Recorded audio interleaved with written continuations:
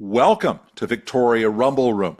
I'm Robin Adair, and with me, as always, week by week, the Croatian Sensation John Juricic. And John, we've had this big, dark cloud over the country, the threat of tariffs, a trade war from Donald Trump, and he finally gets on the lawn of the White House, makes his announcements about all these tariffs they're going to enact across the globe, to Europe, to Asia, big list of countries, huge punitive tariffs. But guess what? Canada and Mexico not on the list because we have still a free trade agreement.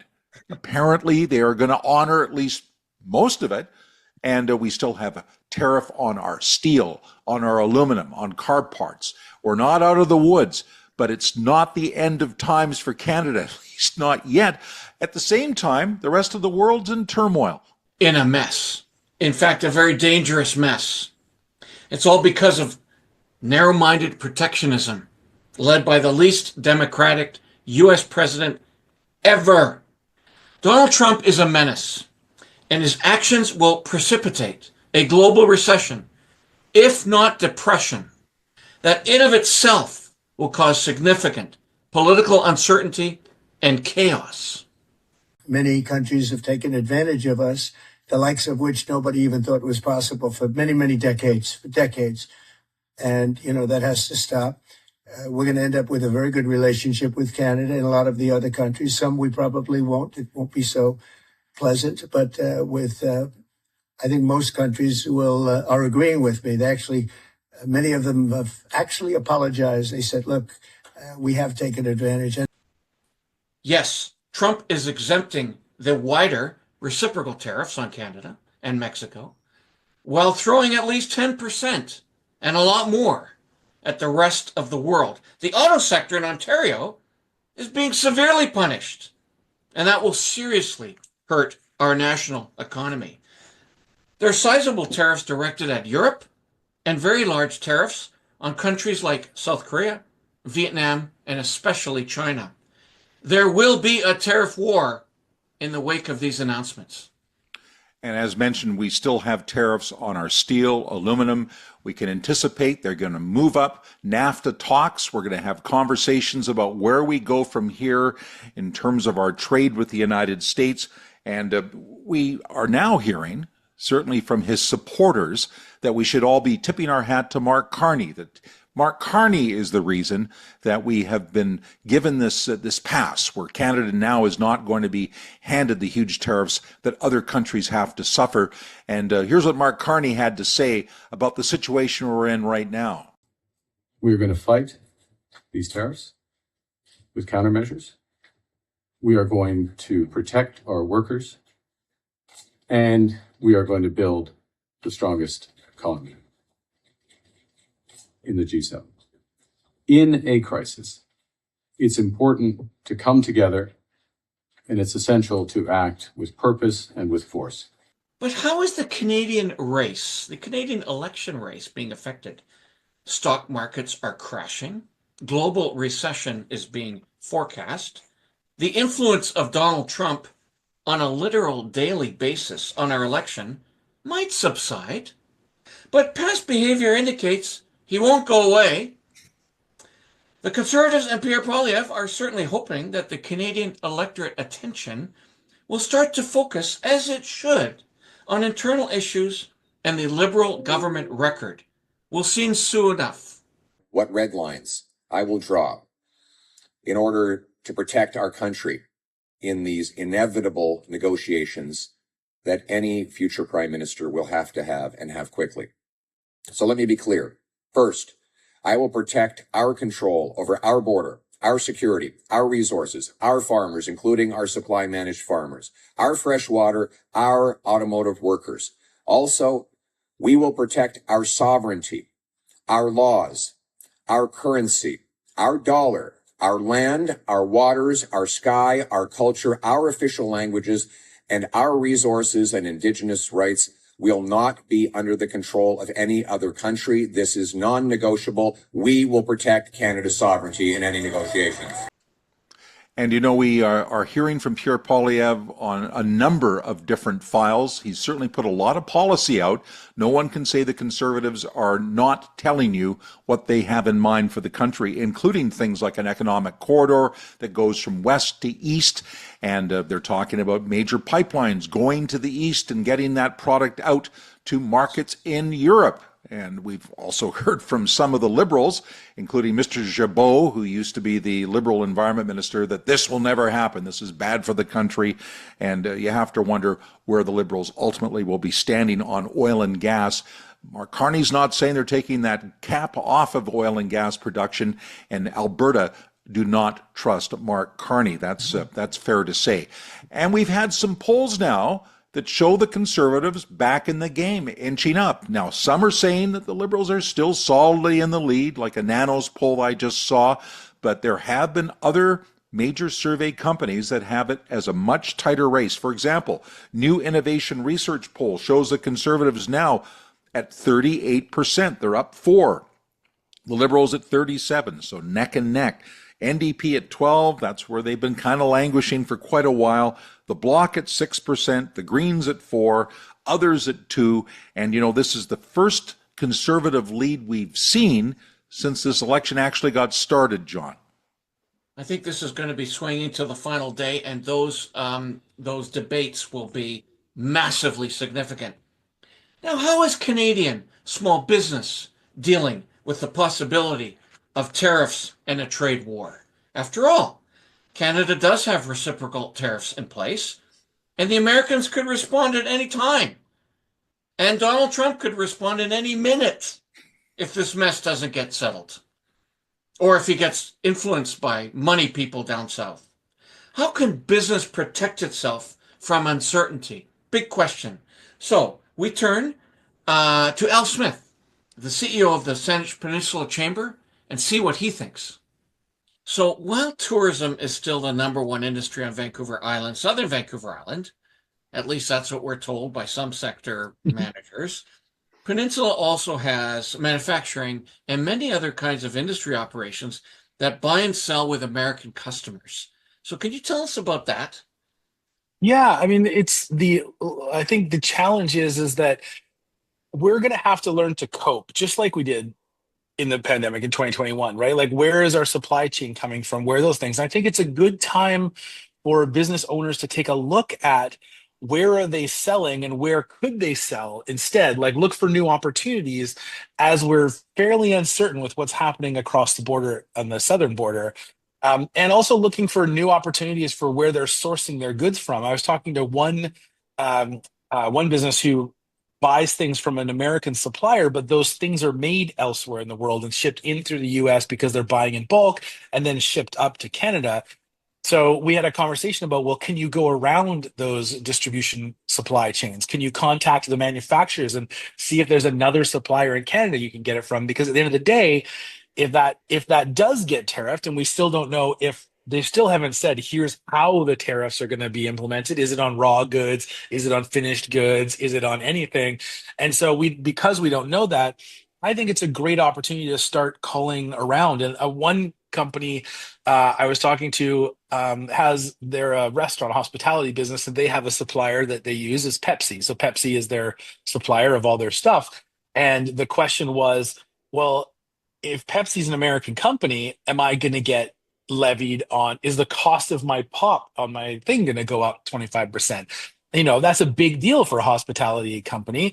And so maybe it will. So let's reach out to Pepsi, reach out to your suppliers and go, hey, if your price goes up, what do I have to do? Like, because often you're tied into those contracts. So you can't use other suppliers. You can only use them in your place. So there's lots of weird little things like that people are going to have to start take a hard look at. Where are my supplies coming from and where are my products going? And I think it's a great time to separate that and start looking outside of Canada and outside of the US for sales. We've been going through a similar situation, I guess you could say, with the pandemic, and businesses trying to sort out how they could stay afloat with all of the problems went into that. Some businesses have recovered to a degree. Others went under because of it. It's not very long ago we had the pandemic crisis, having this crisis come on the heels of it, are you worried for your members? Are you worried for businesses in BC? Can they cope with this if this is going to be a prolonged trade war? I think if people start acting quickly, I think if we wait to see what comes of the rhetoric, it might be too late for some. I think people need to get on the bandwagon and start looking for those new suppliers and looking for those new products and looking for those new sources to sell their products like right now. Because it won't be a bad thing. Because let's say the US stuff doesn't happen. Now you've just got a bigger client base with a more healthy supply chain. So all of those things are not going to leave you. If you start now, they're not going to leave you in a bad place. I think that the way that some things are going to show up here is things are just going to get more expensive because there are still some things that you can't replace quickly in your supply chain or can't replace a product that you might have on your shelf that people love to buy. Or so there's going to be some challenges that people are going to face. And so I'm not fearful for our members, but I definitely want to encourage our members to be thinking outside the box, looking for new opportunity, and really sort of stretching out where they source the materials from, their raw materials. That's where a great segue for me. A great segue for me. Both Robin and I have come from the chamber ecosystem. We were both chairs of Downtown Victoria Chamber many years ago, and we're strong believers in advocacy and representing business interests. Really, really believed in that. I understand that the South Island Prosperity Organization, that's the Victoria Economic Development Organization, has set up a committee of business people to work on strategies to help local business get through any tariff outfall. I also understand the Peninsula Chamber is doing something similar. What is your call to action here? How can local business leaders make a difference? What can they do to feel like they're making an impact on a world that seems to be falling apart in front of us? Yeah, I mean, and that's a great question. I think that the one thing we can do locally is band together. We can start looking for group supply chain purchases that we could maybe like put together a trade association that can or work with the chamber to try and find deals for multiple customers so we can do bulk ordering on some things. Working with the trade partners in the BC government and the Canadian government to find new opportunities for trade. I think that we have to band together as a group instead of kind of going it on our own, because that's where the opportunities are going to lie that could really impact bigger companies, especially in purchasing products and supplies and raw goods and things like that. Great to hear from Al Smith, and good to see businesses of all sizes figuring out strategies on how they can ride through this storm. We managed to ride through COVID. I think we can ride through Donald Trump. Is it going to be easy? No. Are there going to be dislocations and difficulties and even closures? Probably along the way, but I cross my fingers that we can weather this storm and Canada can continue to move forward. And you know, as I look at this election, I do think it's still going to be very close. You see these huge crowds turning out for Pierre Poilievre. At the same time, people in our generation, John, seem to be supporting the Liberals right across the country. The baby boomer generation, who have highly benefited from all the wealth of this country over many decades, well, they are feeling very comfortable with the status quo. However, if you get back to any of the earlier groups, they are saying, well, why can't we get into the market? Why can't we afford a house? How come it's so hard to get ahead in this world? What kind of world have you created for us? And more of those young people, especially young men, are moving to the Conservative Party. And even some of the union movement is moving to the Conservative Party and endorsing Pierre Poilievre. It's a huge change in the whole equation of politics today. Part of it's based on the media, people watching podcasts as opposed to newscasts and getting their information from different sources. It's changing the terrain. So it's still, I think, anybody's game. Everybody is saying, well, Pierre Poilievre has really fallen behind. Mark Carney has all the wind in his sails, but I think there's still that debate. You mentioned it, John. I think the debate could play the final decision, because if Carney does not do well against Poilievre, it could move the meter. So we'll have to see what happens there. It most certainly will move the meter. Canadians are pissed. Canadians are passionate. And Canadian youth are mad. They don't have homes. They can't afford stuff. Where they move, will determine who the next prime minister is. And talking about moving, stats show a 70% reduction in Canadians flying into the United States. The land border crossing is dead quiet, and more Canadians are canceling vacation plans in the U.S., while others are selling their properties. South of the line. I was just Right? talking to a friend who's just driven back after he says he and his wife are selling their place in Palm Springs, and they're driving. He said, we're driving through blue states to get back to Canada. We're driving through Seattle. Our windows are partly down. A guy drives up beside us, rolls his window down, and starts screaming at us, telling us to get out of the United States, get out of here, go home, don't come back. I mean, he was Oh my gosh. really surprised. Now, that's a tiny minority. Most Americans and Canadians get along famously, but there are some hard feelings, I think, on both sides of the border. And Well, talking about anger, we're we're not the only ones. That guy in that car, we're not the only ones angry about what's going on, are we? well, he's angry because he doesn't like the fact that Canada's talking about putting up tariffs and putting Americans out of work, not thinking maybe we're doing it because of what Donald Trump did first, but that's Yeah, another right. story. But, the U.S. Senate gets that, John. They understand that this is not good, what Donald Trump has done, particularly against Canada with these tariffs that he's pulled out of the back of his pocket. He says it's about fentanyl, which is a red herring. Hardly any fentanyl comes from Canada to the United States. It's about 1% of the overall amount. It's a red herring, and it's being used as a justification.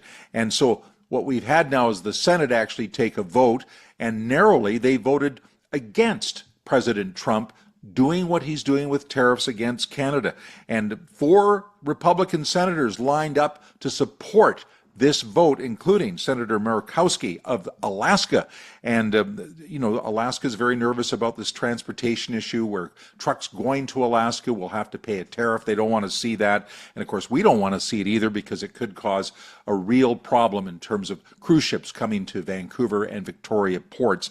It we don't want to see this thing expanded. And we certainly hope that Americans are listening to their own Senate. Exactly.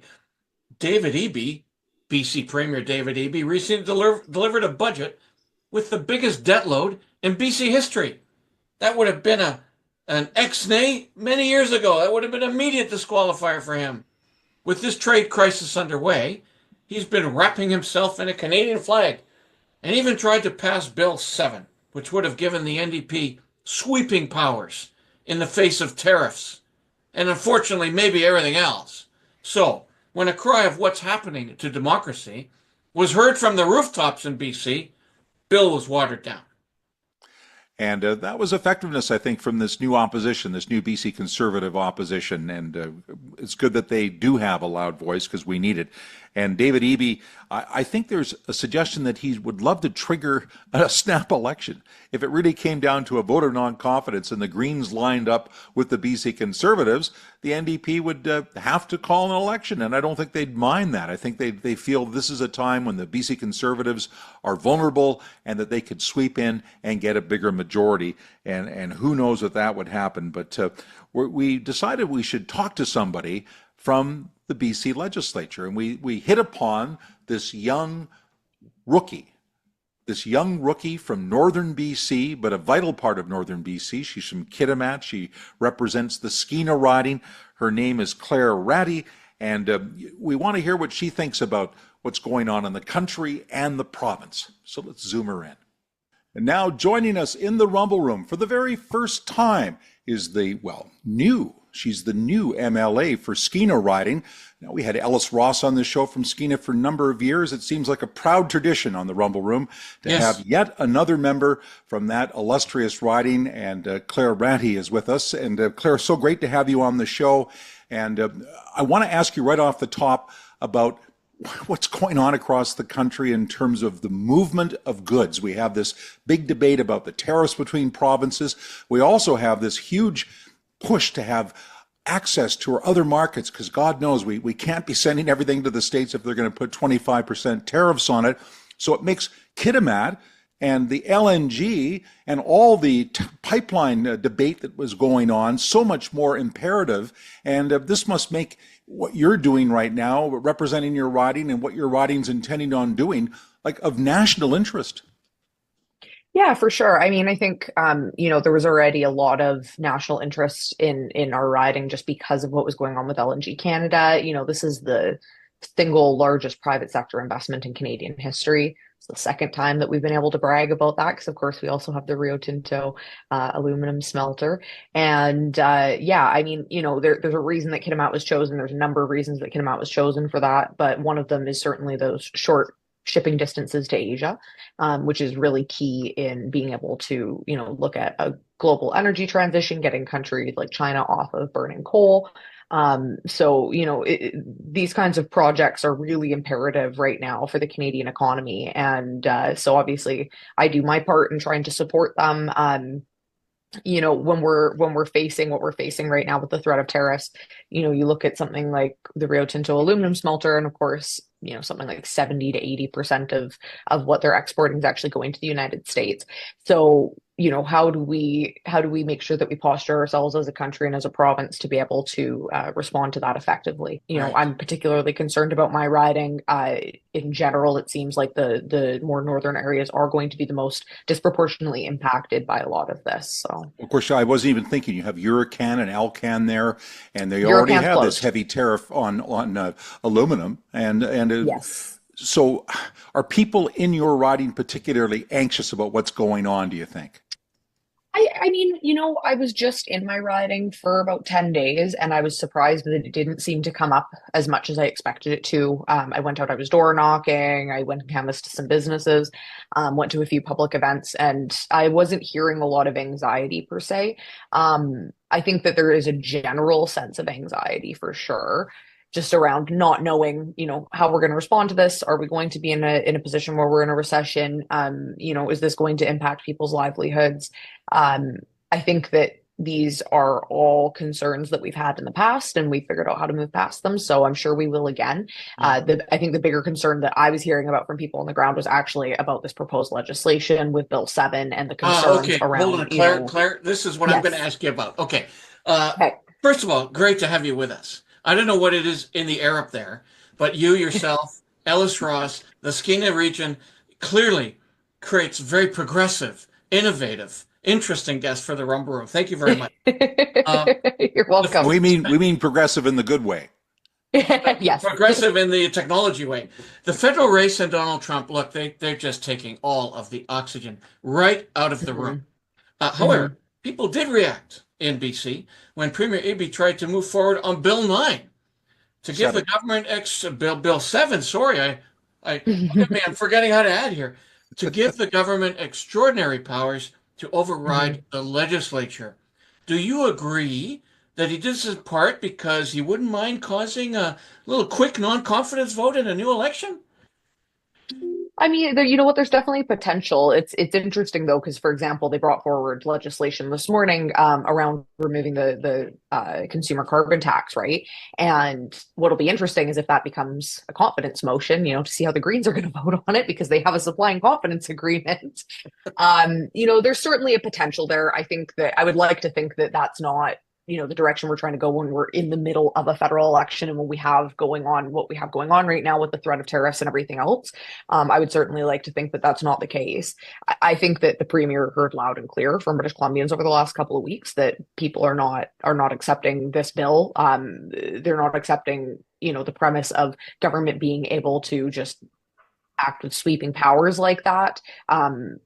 Regardless of how dire the situation is, regardless of how quick you need to be, we've said from the beginning, as long as it's good legislation and it makes sense and it's actually going to fix those problems, we will vote in favor of it. We don't want this problem either as opposition. I think the bigger issue is that the premier has on numerous occasions proven himself to be not that effective in trade negotiations. I mean, you look at what's going on with softwood lumber agreement. You've had almost 10 years to try and figure that out, and look where we are. So I don't think that, this is something that he's going to be able to manage on his own. I think this is something where he needs to be willing to take the input of other members. I want to be able to do my job and to be able to speak on behalf of the people of Skeena, because there is a lot of legislation that gets passed that affects us disproportionately negatively, because we're not taken into account and factored into that because we're not the Lower Mainland. And so we need to be able to have the ability to speak up about that. You even look at things like when the premier brought forward, we're going to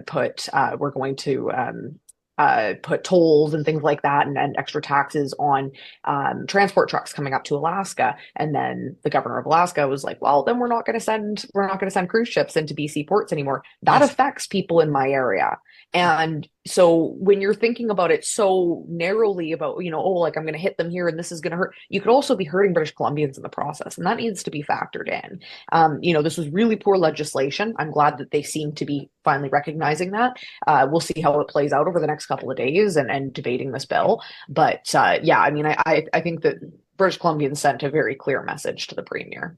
I'd love to pin the softwood lumber all on David Eby, but it's been going You can't back. pin it all. Yeah, it wasn't you can't pin solved it all on when him. Gordon Campbell was there. It wasn't solved when Mike Harcourt was there. It's been going on since about the early 1990s, and it still hasn't been unraveled, and our forest industry is flat on its back. So that needs to be looked after. But, the thing that got this whole debacle with the United States going was originally Trump saying we were shipping all this fentanyl south of the border.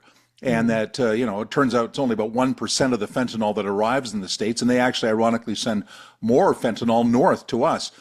Mm-hmm. You are the critic. You are the critic for mental health and addictions. So this is near and dear to your heart, this whole issue. And there's no question, I'm sure you'd agree, that we do have a serious drug problem. Again, serious, softwood lumber isn't being dealt with, but we certainly aren't dealing with what we're supposed to be doing about the problems on the streets, drug addiction, mental health. Nobody seems to want to deal with it. It's endemic, and it goes on and on. Absolutely. Yeah. I mean, it's pretty sad that it took another foreign actor to point it out for the government to finally start taking this situation seriously. But yeah, I mean, this is a huge problem that just really isn't being addressed. It is something that I'm extremely passionate about. It's not actually the reason that I got involved in public service, but it's certainly been something that's always been a part of my life and kind of pushed me forward in a general sense. And I'm a recovered addict myself. I used to be homeless. So I get where people are coming from. I get what people are experiencing. And I think that I'm in a really unique position that probably doesn't happen very frequently, where as somebody that's lived that life, I'm now in a position to be able to try and shape legislation that might be able to help people get out of that place. It is frustrating because I don't think that this situation has been taken as seriously as is warranted. But maybe more seriously now, do you think Trump has in some ways done us a bit of a favor by highlighting I think this? in that sense, the highlighting it has definitely helped. I have seen a marked change. I mean, we've even seen that they're now starting to look at taking our border patrol more seriously and making sure that ships are being checked and things like that. There are steps that are being taken for sure. It's just that it's not yet been enough or even close to it. It's a very strange situation because it affects so many different things. There's so many different moving pieces to be able to actually find the answer that we need. This affects not just the mental health and addictions piece, but healthcare in general. It's affecting policing and first responders. It's affecting housing. It's affecting cost of living crisis. I mean, there are so many different ways in which this is a very deep-rooted problem that once we can find a way to actually handle this situation, we may actually be able to start to turn the tide on a lot of other issues as well. Well, that was a breath of fresh air to hear from Claire Rattee. We'll certainly have her back on the Rumble Room. And we'll also have updates for you soon on some of the new polling that's going on with the election, and probably have more viewer mail. We're getting lots of viewer mail stacking up on how people are feeling about all of this, and we'd love to be able to share that. But for now, John, it's time for us to get ready to say goodbye. And before we do that, we want to be able to tell people how they can tune into the Rumble Room on our various platforms. Our boy, are we all out there, okay? And in particular, if you like to hear how people respond to what we're saying and what our speakers are saying, join our Facebook page. There are hundreds and hundreds, and I'm not kidding, of comments on that page to the interviews that we hold, as well as on Twitter, as well as on YouTube. We also have an audio podcast site, so you can listen to our podcast. We also are on Instagram and Twitter, and continually thank Kelly Darwin. What's his name again, John? It's Kelly Darwin, isn't it? Kelly Darwin of West Shore Web Hosting for a new website, and you can get all this information there. And so, as witnessed on several Canadian programs this past week, lots of Canadian patriotism coming out of all of us. I remain your Croatian sensation. However, proud Canadian, believer in democracy, not the crap that's going on in Trump's White House. I'm John Juricic. And another person who believes in democracy, and he's very helpful on this show, is David Schneider, who is a financial planner and somebody who does a lot of work in the community to draw attention to the issues around business and, of course, around investment. And David Schneider will be on the next Rumble Room, so we'll look forward to that. And we certainly thank him for his support on the show as we move forward now to more coverage of what's building up to be one of the most interesting and impactful elections we've had in recent memory. I'm Robin Adair, and rumble on.